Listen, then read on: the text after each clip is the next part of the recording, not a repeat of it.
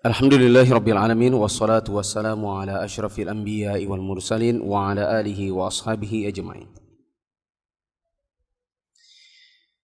Kita lanjutkan kembali pembahasan seputar puasa.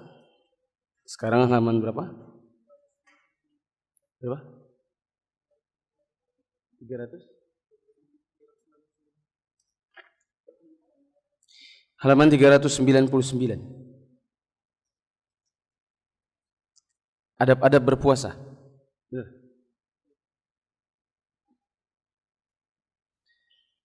Coba Ikhwan bilangin ini kerasin dikit gitu.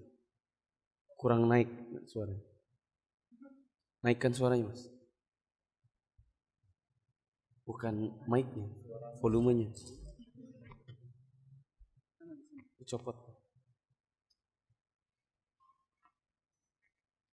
Volumenya enggak keras. Kalau seginian harus teriak nanti.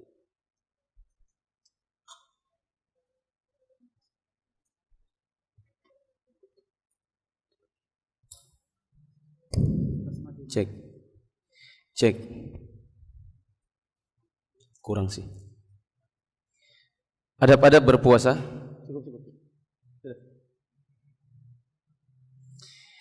Dianjurkan bagi orang yang melaksanakan ibadah puasa untuk memperhatikan adab berikut. Berarti kalau dia perhatikan ini lalu dia kerjakan, maka puasanya semakin sempurna pahalanya. Yang pertama adalah sahur.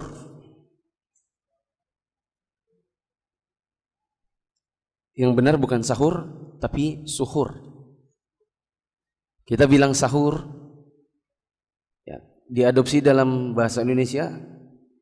Yang benar itu suhur, karena yang dimaksudkan sini kegiatannya. Sedangkan sahur itu makanannya. Jadi adabnya adalah makan sahur. Makan sahur.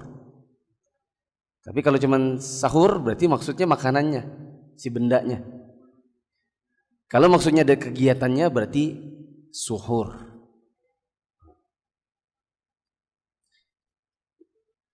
Ada hadis dari Anas bin Malik radhiyallahu anhu, dia berkata bahwa Rasulullah sallallahu alaihi wasallam bersabda, "Tasahharu fa inna fis sahuri barakah." Makan sahurlah atau bersahurlah atau bersuhurlah, karena di dalam makanan sahur terdapat barakah. Hadis yang sahih riwayat Bukhari, Muslim dan lain-lain. Sahur atau suhur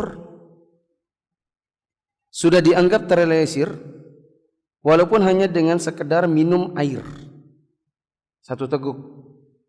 Itu sudah dianggap suhur. Berdasarkan hadis Rasulullah sallallahu alaihi wasallam dari sahabat Abdullah bin Amr bin Al-As, dia berkata bahwa Rasulullah sallallahu alaihi wasallam tasahharu walau bi hur'ati ma'in. Bersahurlah walaupun sekedar seteguk air. Dan dianjurkan pula untuk mengakhirkan makan sahur sampai dengan matahari terbenam. Sebagaimana hadis dari Anas dari Zaid bin Thabit, dia berkata, "Tasahharna ma'an Nabi sallallahu alaihi wasallam, thumma qama ila shalat." Kami pernah makan sahur bersama Nabi sallallahu alaihi wasallam, kemudian beliau mengerjakan salat. Maka aku bertanya kepada beliau, berapa lama antara azan dengan sahur? Maka beliau mengatakan, qadra khamsina ayat. Sebatas membaca 50 ayat. 50 ayat pertengahan. Mulai dari selesai makan sahur sampai azan. Artinya waktunya tidak terlalu lama.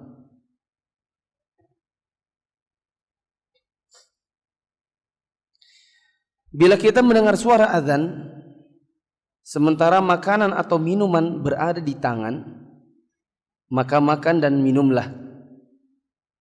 Ini mengacu pada hadis Nabi sallallahu alaihi wasallam, "Idza sami'a ahadukumul nida wal ina'u ala yadihi fala yad'uhu hatta yaqdi hajatahu minhu.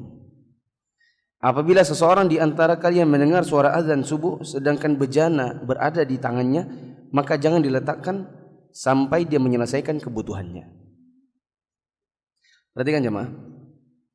Dari zahir hadis ini sebagaimana yang disebutkan oleh penulisnya, manakala ada orang sahur, ini botol lagi minum, tiba-tiba ada apa namanya? Azan. Seperti ini. Maka ketika mendengar azan, zahir hadisnya mengatakan jangan diletakkan, tapi lanjutkan saja. Dan memang ada perbedaan di antara para ulama dalam memahami hadis ini. Saya pribadi sejauh ini dulu saya memahaminya yang seperti yang di sini. Pokoknya kalau dengar azan makan aja dulu. Apalagi sudah di tangan. Jadi kadang-kadang sudah mau azan ya, iya, doorstep di tangan. Jadi biar dengar azan yang penting sudah di tangan sebagaimana di hadisnya. Kemudian saya dapatkan referensi-referensi yang lain. Ada pula yang mengatakan bahwa yang dimaksud di sini adalah bila azannya itu kita yakin azan yang didahulukan. Kalau azannya tidak tepat waktu. Bila azannya mendahulukan, maka biar saja minum aja. Itu yang dimaksud. Nah, saya sejauh ini lebih pilih pendapat yang kedua. Bahwa yang dimaksudkan hadis ini adalah bila engkau mendengar azan yang dipercepat, maka kalau ada minuman, makanan, lanjut saja karena azannya tidak tepat waktu. Tetapi bila yakin bahwa azan itu azan tepat waktu, meskipun sudah di tangan, maka letakkan. Karena azannya pertanda masuknya waktu fajar. Kalau antum bingung, maka terus terang dulu waktu saya pertama mendapatkan ini, saya pun bingung. Bahkan kami takmir masjid di kampus dulu jadi bentrok. Karena sebagian mengambil pendapat sesuai yang ada di sini, sebagian lagi tidak. Jadi kadang-kadang dengar azan, misalnya kami takmir masjid, ayo azan, sudah waktunya azan. Sehingga di antara kami ada yang kalau sudah azan berhenti total, sebagian dari kami ada yang masih makan. Ya. Karena memang berbeda dalam memahami hadisnya. Apakah betul? Pokoknya kalau tangan ada di tangan, azan silakan aja.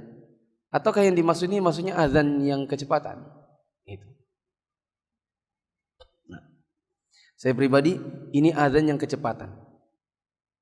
Artinya kalau kita yakin betul bahwa yang ada yang dikumandangkan itu adalah azan yang betul-betul pada waktunya, maka berhentilah makan.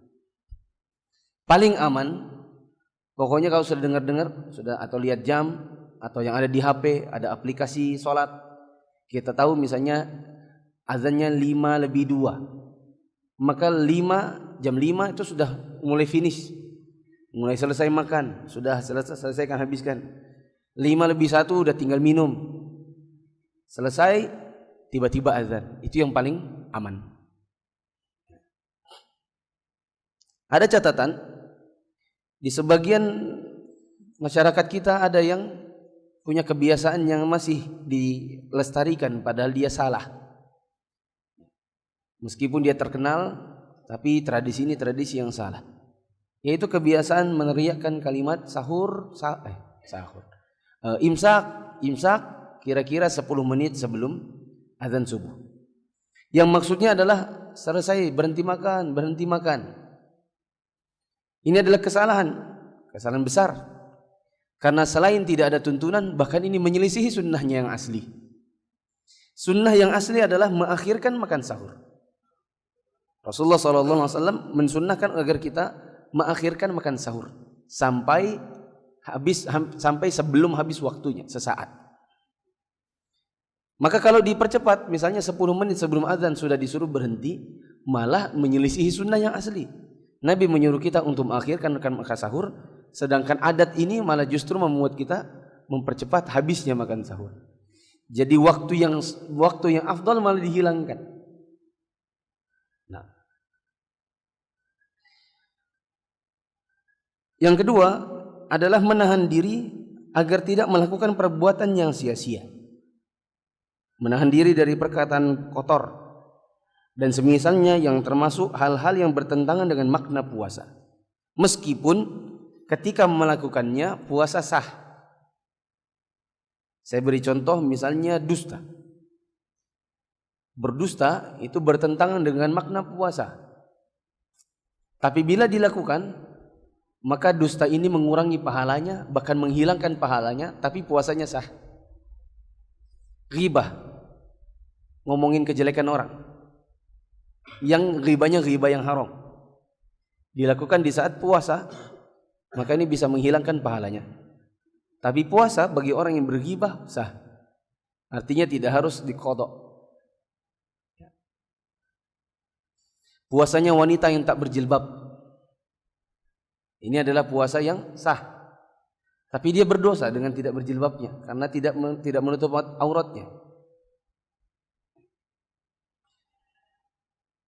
Ada hadis dari Abu Hurairah radhiyallahu anhu, dia ceritakan bahwasanya Rasulullah sallallahu alaihi wasallam, "Idza kana yaumu shaumi ahadikum fala yarfuth wala yaskhab wala yajhal. Fa in syatamahu ahadun aw qatalahu falyaqul inni sha'im." Rasulullah sallallahu alaihi wasallam mengatakan, apabila salah seorang di antara kalian sedang berada di hari puasanya, maka janganlah dia berkata kotor, janganlah dia berteriak-teriak, jangan pula dia melakukan perbuatan jahiliyah, dan bila dia disakiti atau dicela, maka katakanlah kepada orang yang menyakiti itu, bilang sama dia, aku sedang puasa. Ada hadis yang lain dari Abu Hurairah juga, bahwa Rasulullah sallallahu alaihi wasallam mengatakan, "Man lam yada' qaula az-zur wal 'amala bihi, falaysa lillahi hajatun fi ay yada'a ta'amahu wa syarabahu."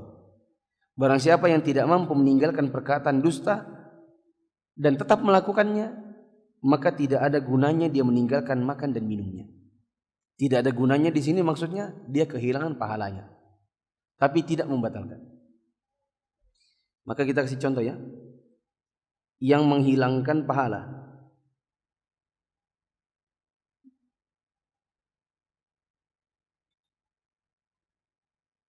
Puasa, tapi puasa sah. Puasa sini dalam kurung tidak ada qadanya. Beda seperti makan minum. Makan minum itu selain berdosa, menghilangkan pahala, plus harus qadha kan gitu. Nah, berikut ini adalah di antara hal-hal yang bila kita kerjakan saat puasa, pahalanya hilang, tapi puasanya sah, jadi nggak ada qadha. 1, dusta. 2, ghibah. 3, membuka aurat. Dalam kurung tidak berjilbab.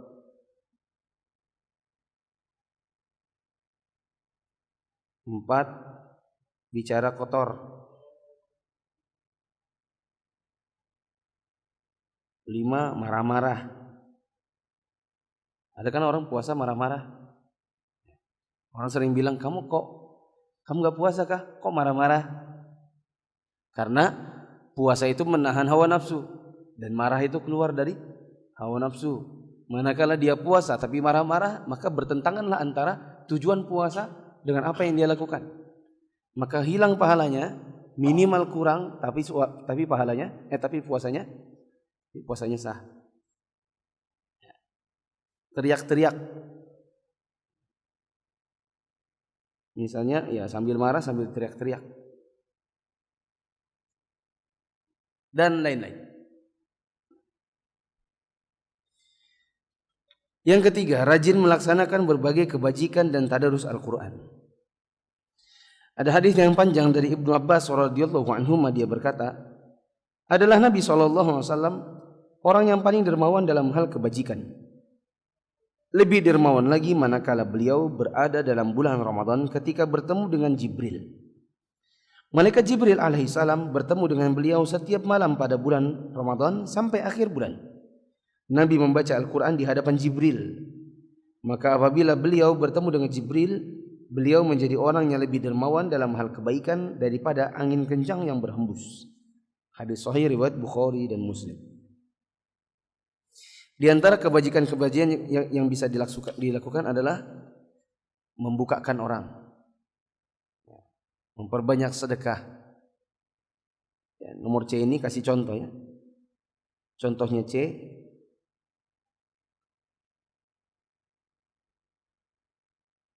menyediakan bukaan puasa.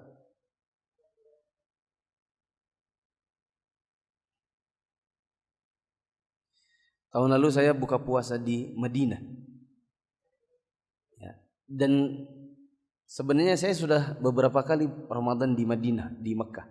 Tapi baru tahun kemarin saya ketemu. Saya kira mau dipaksa suruh beli. Ya. Ternyata dipaksa suruh buka puasa di tempatnya. Pertama kali saya ketemu anak kecil. Dia datang agak-agak dekat hotel saya. Saya jalan, dia bilang iftar. Saya tahu maksudnya adalah ngajak puasa. Saya kira dia mau ngajak beli di tempatnya gitu. Terus tangan saya ditarik. Saya bilang, mau kemana? Ke dalam masjid. Sudah, saya mau di sini aja deh. Karena saya pikir dia mau suruh beli gitu. Ternyata ditarik, mungkin ke dalam masjid agak-agak di dekatnya imam. Dia rupanya sudah punya satu tempat, itu punya dia semua. Jadi kita memang ditarik, disuruh makan di tempatnya. Hari kedua gitu lagi, ketemu orangnya beda-beda. 9 hari saya di Madinah.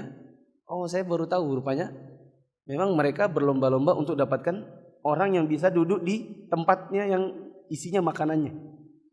Sampai ada satu hari mereka berkelahi. Karena saya datang dari jauh, jadi ada 2 orang. Yang dari sana yang agak jauh, dia sudah gini, sini. Dan mata saya ke sana. Saya bilang sama teman-teman jamaah, kita ke situ aja tuh, karena matanya udah lihat dia agak jauh. Tiba-tiba tangan saya pas gini-gini nih ditarik ke sebelahnya. Ada orang yang agak depannya dia ditarik masuk ke areanya dia. Orang itu datang, dimarahinnya orang itu. Bilang, ini jamaah saya katanya. Jadi untuk menyediakan orang buka, mereka perlu kelahi. Karena berebutan pahala mungkin. Ini orang punya saya nih kayak. Karena mata kami sudah ke sana, yang agak depannya dia beberapa soft manggil kami langsung, ayo mudir sini, langsung digiring sekian orang. Maka mereka kelahi.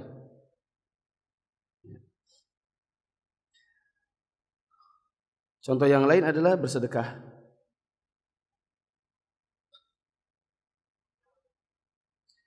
Contoh yang lain, menghilangkan dosa-dosa seperti riba.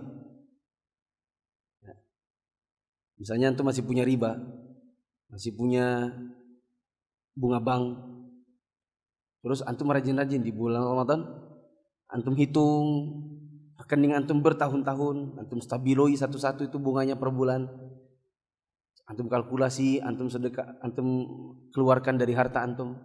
Itu termasuk diantara kebajikan-kebajikan yang bagus untuk dikerjakan di bulan Ramadan. Termasuk diantaranya yang lain adalah baca Quran. Membaca Al-Quran.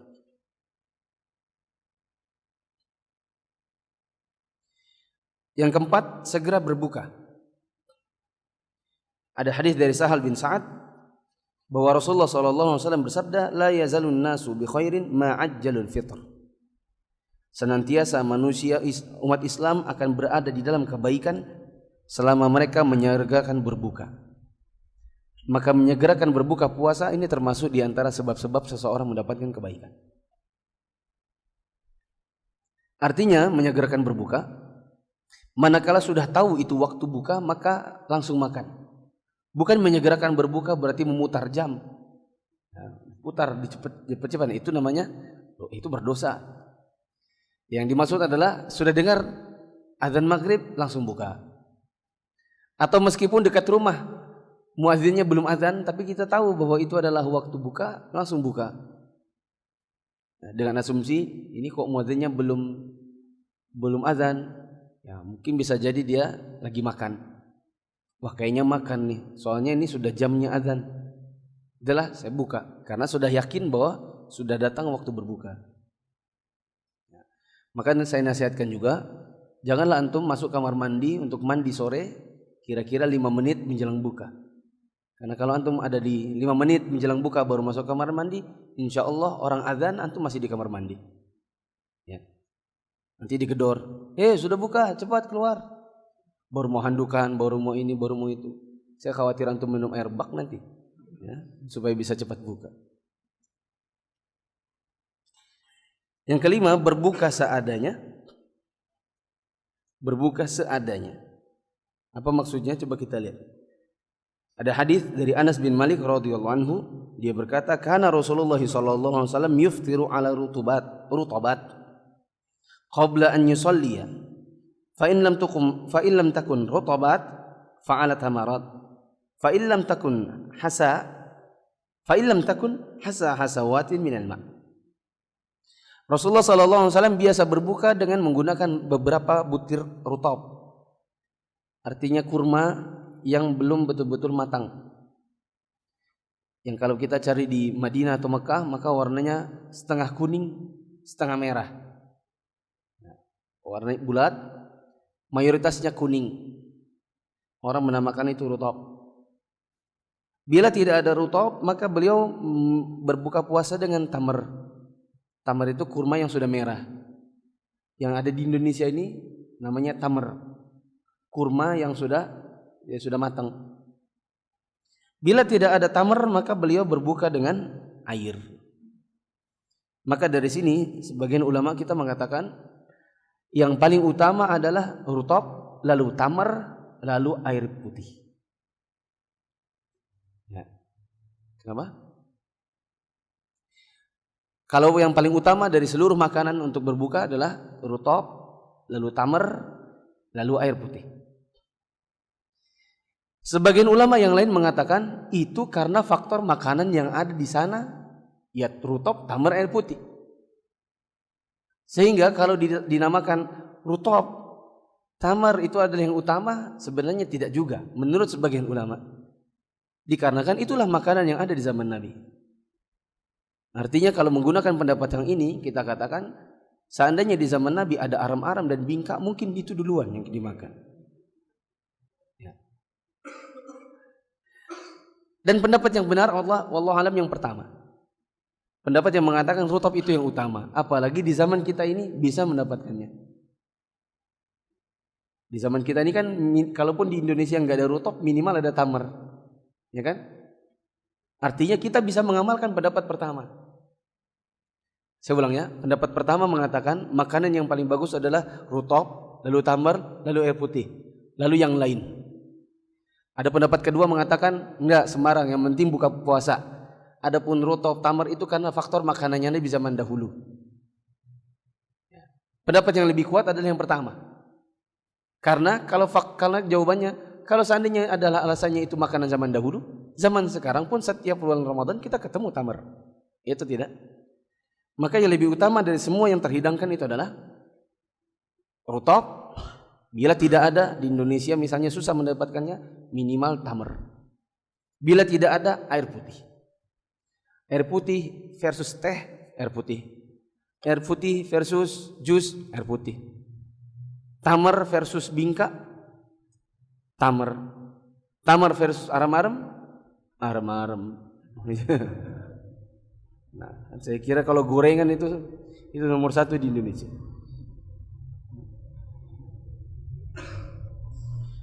Yang keenam, membaca doa ketika berbuka.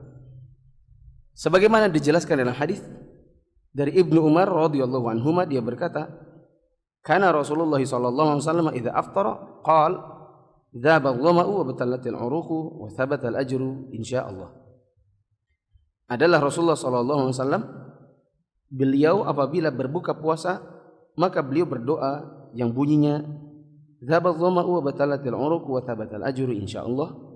Telah hilang rasa haus, dahaga, dan telah basah urat tenggorokan, dan semoga tetaplah pahala bagi yang berbuka insyaallah. Adapun hadis Allahumma laka sumtu wa bika amantu wa ala rizkika aftartu bi rahmatika ya rahmanir rahim. Maka ini doa yang tidak sahih dari Nabi. Yang sahih adalah yang ini. Zahaba dhama'u wa batalatil 'uqu wa thabatal ajru insyaallah. Setelah itu bismillah, doa makan.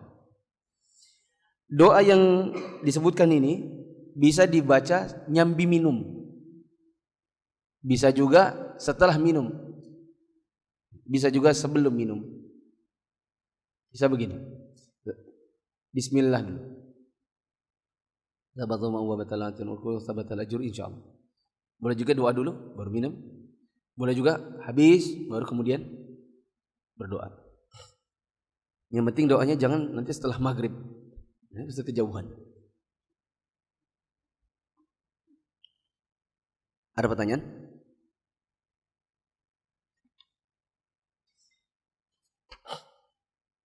Tunggu. Makan sahur, menahan diri dari hal-hal yang mengurangi pahalanya, meskipun sah puasanya.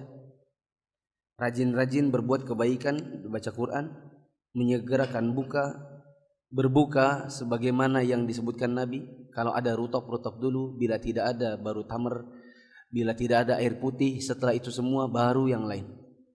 Kolak, bubur dan lain-lain. Setelah itu membaca doa. Ya.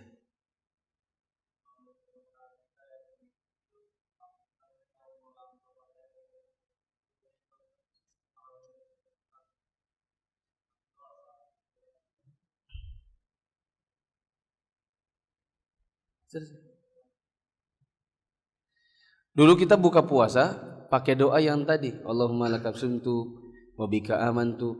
Kalau saya dulu doanya spesial, Allahumma lakab sumtu wa bika bukaanku gitu.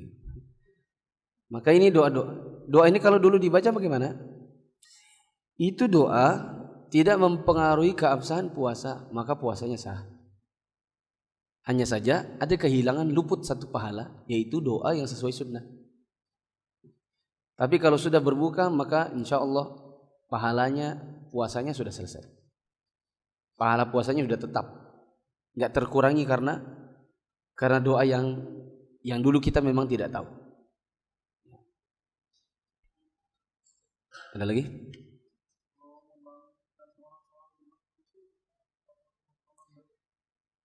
Bagaimana hukumnya membangunkan orang di masjid dengan menggunakan kata sahur? Pertama, nggak ada sunnahnya di zaman Nabi. Padahal kita tahu Bilal pun kalau mau disuruh Nabi begitu bisa. Yang kedua, kadang berteriak demikian, apalagi menggunakan mikrofon, mengganggu sebagian orang yang memang tidak puasa hari itu. Misalnya wanita hamil, menyusui, orang yang sedang sakit, orang kafir yang hari itu tidak berpuasa. Ya. Maka kadang-kadang malah mengganggu. Kalau alasannya itu kan supaya dia sahur, ya itu kan tanggung jawab masing-masing. Setiap orang bagaimana caranya supaya bangun dengan alarm. Apalagi zaman sekarang ini setiap orang satu orang 2 HP. Nah, setel dua-duanya, alarm semua.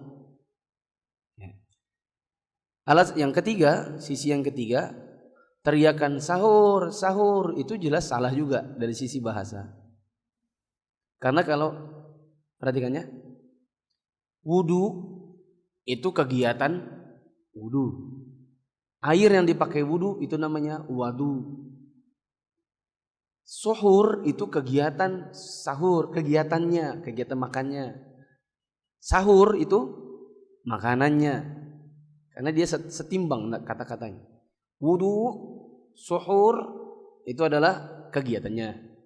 Wadu, sahur itu adalah yang dipakai, yang digunakan untuk kegiatannya. Maka sahur itu artinya makanannya. Ya. Yang diteriakan di masjid apa? Sahur. Maksudnya apa? Ya. Kecuali dia bagi-bagi makanan. Ya. Di sini di masjid banyak sahur. Nah, ngajak orang berarti. Tapi yang jelas saya kira alasan nomor satu sudah cukup. Tidak ada dituntunkan oleh Nabi SAW kepada Bilal untuk meneriakkan agar membangunkan orang sahur. Kegiatan sahur itu adalah tanggung jawab masing-masing. Ada yang lain?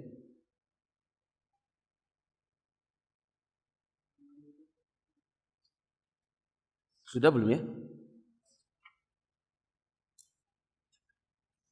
Kayaknya sudah ya. Soal menelan ludah. Sudah. Minggu lalu ya. Menelan ludah di saat berpuasa itu boleh. Meskipun jumlahnya banyak. Misalnya mingkem 5 menit. Menahan ludah. Baru kemudian dikumur-kumur. Ditelan. Maka ini diperbolehkan. Karena dia dari dalam. Kata Ibnu Umar. Puasa itu terbatalkan oleh sesuatu yang dari luar dan masuk. Bukan dari sesuatu yang keluar. Artinya kalau dia sudah di dalam seperti ludah, maka ini tidaklah membatalkan. Apalagi ludah itu sesuatu yang tidak bisa dihindari. Kadang kita mau bicara kering, cara membasahi tenggorokannya dengan menelan ludah. Maka menelan ludah di saat berpuasa, maka puasanya sah dengan 2 syarat. Syarat yang pertama, ludahnya tidak dikeluarkan lalu diminum kembali. Kalau sudah dituang di gelas, baru diminum kembali, selain jorok, batal puasa. Karena ini nanti setara dengan minum, karena dia sudah dari luar. Yang kedua syaratnya untuk bisa sah adalah ludah yang ditelan ludah sendiri. Kalau ludahnya istri maka batal.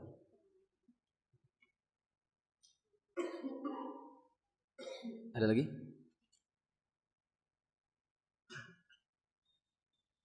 Nggak ada. Sudah berapa menit kajian? 32. Saya lanjutkan satu subbab lagi. Hal-hal yang boleh bagi yang puasa. Boleh bagi orang yang berpuasa untuk pertama mandi supaya dingin dan segar. Misalnya jelang asar. Mandi boleh. Ada hadis dari Abu Bakar bin Abdurrahman dari sebagian sahabat Nabi SAW. Dia berkata, sungguh saya benar-benar pernah melihat Rasulullah SAW di daerah Arj. Beliau tuangkan air di atas kepalanya padahal beliau berpuasa karena haus dan dahaga atau karena suhu yang sangat panas. Maka boleh mandi dengan syarat air yang jatuh dari kepala tidak boleh ditelan. Misalnya ditahan pakai lidah. Maka dia mandi boleh, tidak masalah. Saya tambahkan juga berendam. Bisa jadi mandinya sambil berendam, berenang, maka boleh. Mandi agar dingin dan segar, plus berenang atau berendam. Misalnya antum di rumah punya kolam-kolam anak kecil itu, beli perahu karet, diisi air, terus sambil puasa sambil main-main sama anak-anak. Ya, anaknya disuruh puasa. Abi, aku haus. Yaudah, kita mainan aja yuk. Karetnya digembungkan, sudah air, baru main-main sama anak-anak. Boleh. Yang penting air yang di situ jangan diminum. Termasuk juga kalau berenang maka tidak boleh bila yang berenang ini sudah tahu nggak bisa berenang, dia berendam di tempat yang lebih dalam dari dirinya. Karena insya Allah 90% akan menelan air. Sudah tahu nggak bisa berenang, gaya-gaya. Itu namanya nyari-nyari minum namanya. B. Berkumur-kumur dan istinsyak sekedarnya, itu boleh.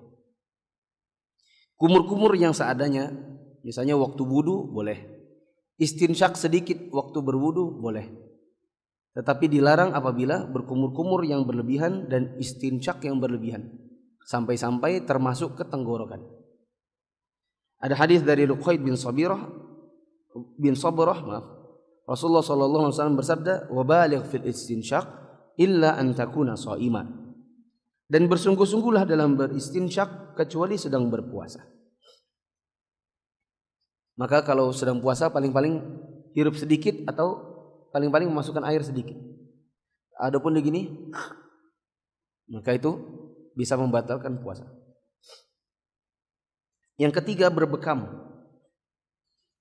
Berbekam ini di sini disebutkan Nabi SAW, ihtajaman Nabi SAW wa huwa shaim.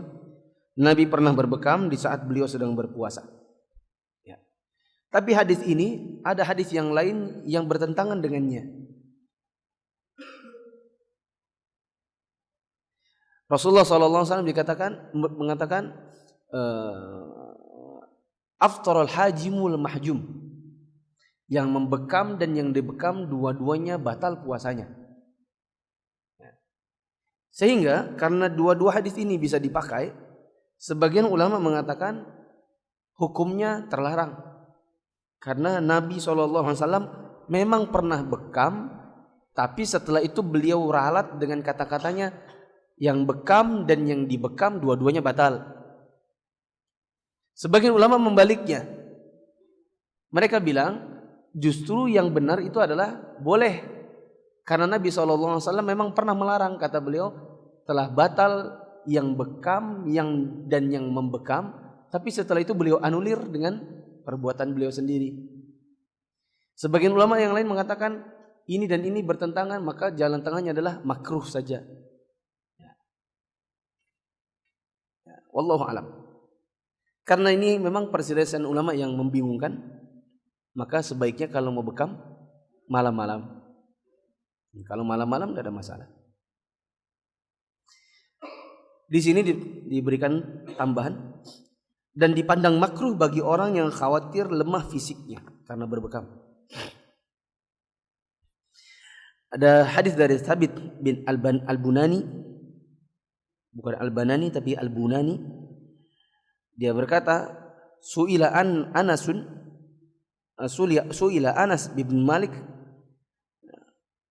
Anas bin Malik pernah ditanya, akuntum takrahuna al-hijamata lis-shaim? Apakah kalian memandang bahwa makruh untuk berbekam bagi orang yang sedang berpuasa? Maka Anas mengatakan, la illa min ajli dha'fi. Saya tidak pandang bahwa berbekam itu makruh kecuali apabila dikhawatirkan melemahkan fisiknya. Nah, jadi teman-teman, berbekam itu ada yang mengatakan boleh, ada yang mengatakan batal. Nanti hukumnya bekam ini diturunkan di zaman ini dengan donor darah. Karena sama persis, yaitu sama-sama proses mengeluarkan darah. Apakah membatalkan atau tidak? Kembali kepada hukum bekam dulu. Di zaman Nabi kan nggak ada donor darah. Yang ada di zaman Nabi hanya mengeluarkan darah dengan bentuk hijamah, bekam. Adapun di zaman sekarang orang bisa suntik lalu diambil darahnya. Ya, imma untuk tes darah, imma untuk memang didonorkan. Maka hukumnya sama dengan hukum bekam. Bila bekam itu membatalkan, berarti donor juga batal. Kalau berbekam itu hanya sekedar makruh, berarti donor juga makruh. Bila boleh, maka boleh. Selama masih bisa malam-malam, maka malam-malam saja. Dan pendapat yang mengatakan makruh ini pendapat yang kuat, karena didukung dengan pendapat sahabat. Keempat, mencium dan bermesraan dengan istri bagi yang mampu mengendalikan nafsunya. Apalagi kalau cuma sekedar mencium yang biasa. Misalnya mencium karena mau pergi kerja. Ada hadis dari Aisyah radhiyallahu anha, karena Nabi sallallahu alaihi wasallam yuqabbil wa yubashir wa huwa shaim wa kana amlakakum liirbih. Adalah Nabi sallallahu alaihi wasallam sering mencium dan menggauli istrinya, bermesraan dengan istrinya ketika berpuasa. Ya. Tapi perlu diingat, Nabi adalah orang yang kuat menahan hawa nafsunya. Maka kalau antum bermesraan dengan istri antum, canda-canda, ya, merayu-rayu, dan itu adalah canda-canda biasa, dan bisa menahan syahwat, tidak akan keluar madhi, maka tidak mengapa. Puasa sah dan tidak berkurang pahalanya. Yang kelima adalah memasuki waktu subuh masih junub. Ada hadis dari Aisyah dan Ummu Salamah, Rasulullah SAW pernah masuk waktu subuh, beliau masih junub karena semalam beliau berhubungan badan dengan istrinya, dan beliau mandi junub lalu tetap berpuasa. Ini menunjukkan kepada kita Misalnya antum malam harinya berhubungan badan atau mimpi basah. Ternyata antum sahur dan datang azan subuh, antum belum mandi, maka puasa sah. Yang ingat, perlu diingat, mandi junub itu adalah syarat sah untuk sholat, bukan untuk puasa. Sampai saya tambahkan, termasuk diantaranya bila antum sedang puasa, kemudian mimpi basah siang hari. Antum sholat di bandara, sini, habis kajian zuhur, antum tidur-tidur, bangun-bangun celana antum basah. Ya. Maka ini puasanya sah, teruskan saja. Jangan minum. Ya. Jangan, alhamdulillah basah terus pergi minum. Ya. Malah berdosa jadinya. Nah. Tapi jangan sholat asar sebelum mandi dulu. Jadi nanti kalau di situ kamar mandi ada orang mandi, kira-kira dia barusan mimpi basah. Keenam, menyambung puasa sampai tiba waktu sahur. Rasulullah SAW pernah bersabda, janganlah kamu sambung puasa. Barang siapa di antara kalian yang ingin menyambung puasa, maka sambunglah puasanya sampai dengan tiba waktu sahur. Para sahabat bertanya, ya Rasulullah, engkau sendiri apa mengerjakan puasa wisol? Beliau mengatakan, aku tidak sama seperti kalian. Aku tidur malam, sedangkan saya ada pemberi makan yang memberiku makan, dan memberi minum dari yang memberiku minum. Tapi puasa wisol itu adalah puasa yang datang waktu maghrib, dia terus puasa sampai sahur, baru dia buka, baru dia makan. Sebagian ulama memakruhkannya. Yang ketujuh, membersihkan mulut dengan siwak, memakai wangi-wangian, pakai minyak rambut, celak mata, tetes mata, dan suntikan dengan syarat bukan suntikan makanan. Kalau suntikan itu isinya makanan seperti infus, maka ini membatalkan puasa. Ini semua diperbolehkan karena hukum asalnya boleh. Kalau ada beberapa hal yang termaktub di atas terkategori sesuatu yang diharamkan atas orang yang berpuasa, niscaya Allah dan Rasulnya pasti sudah menjelaskannya. Nah, saya ulang, yang boleh artinya tidak mengurangi pahalanya dan puasanya sah. Mandi, berenang, berendam, asalkan berenangnya bukan di tempat yang dalam bagi orang yang tidak mampu berenang. Berkumur-kumur, istinsyak seadanya, tidak kuat-kuat. Berbekam menurut sebagian ulama, donor darah menurut sebagian ulama berdasarkan hadis riwayat bekam. Mencium bermesraan dengan istri apabila bisa dikendalikan nafsunya. Sampai waktu subuh belum mandi junub. Kemudian siang-siang saat berpuasa mimpi basah. Menyambung puasa menurut sebagian ulama makruh. Bersiwak, bersikat gigi, saya tambahkan meskipun sudah lewat waktu zuhur. Meskipun sudah lewat waktu zuhur boleh sikat gigi.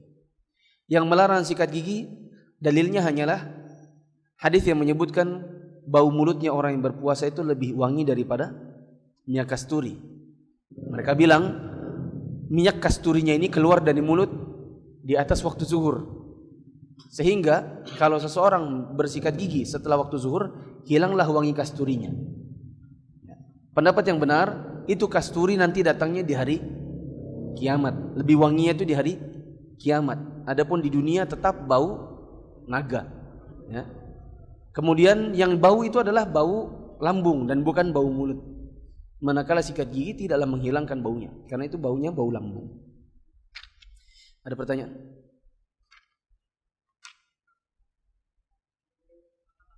Apa? Sudah kayaknya. Mencicipi makanan ada 3. Mencicipi makanan saat puasa 3. 1, mencicipi karena butuh dan dibuang. Maka ini sah, boleh, tak berkurang pahalanya. Butuh dan dibuang. Misalnya para penjual bukaan puasa. Kadang dia cicipi, oh sudah enak, terus dibuangnya. Maka ini puasa sah dan boleh. Tidak berkurang pahala. Yang kedua, mencicipi dan tidak butuh dan dibuang. Mencicipi yang tidak butuh lalu dibuang. Misalnya yang bukan punya kepentingan untuk mencicipi makanan.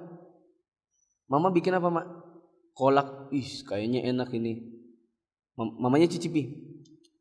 Oh, sudah enak, dibuang. Anaknya ngikut, aku juga Kamu buat apa? Aku pengen aja. Dibuang. Maka anaknya berkurang pahalanya. Karena dia mencicipi tak butuh dan dibuang. Yang ketiga, mencicipi butuh nggak butuh terus ditelan, maka batal. Ada lagi?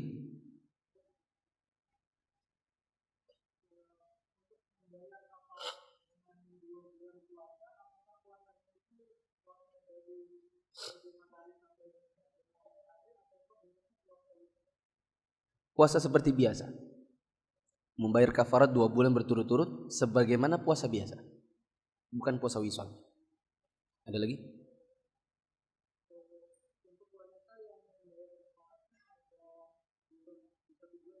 Ya.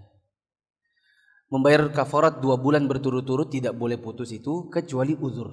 Misalnya kalau yang membayarnya adalah si perempuan, lalu uzurnya adalah haid, maka terputuslah oleh haid. Haid selesai, lanjut lagi. Itu pemutus yang uzur. Ada lagi?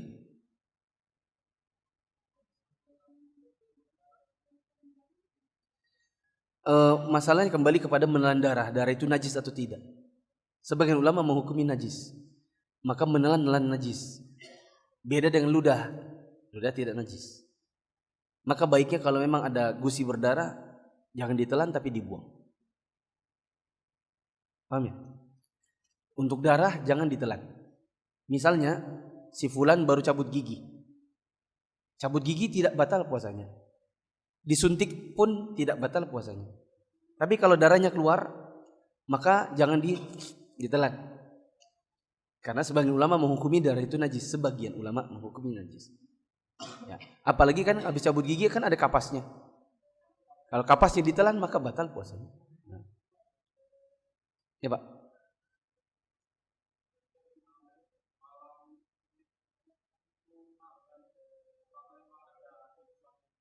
Malam nisfu Sya'ban. Tidak ada hadis yang sahih tentang malam nisfu Sya'ban. Tapi kalau hadisnya sekedar ada. Tapi sahih atau tidak? Para ulama kita mengatakan tidak. Yang sahih adalah nisfu Sya'ban puasa 3 hari. Itu benar.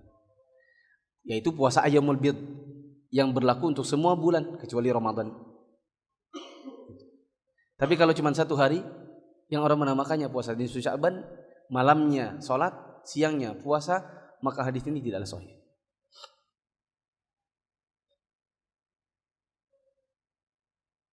Subhanakallahumma wa bihamdika asyhadu an la ilaha illa anta astaghfiruka wa atubu ilaik. Wassalamualaikum warahmatullahi wabarakatuh.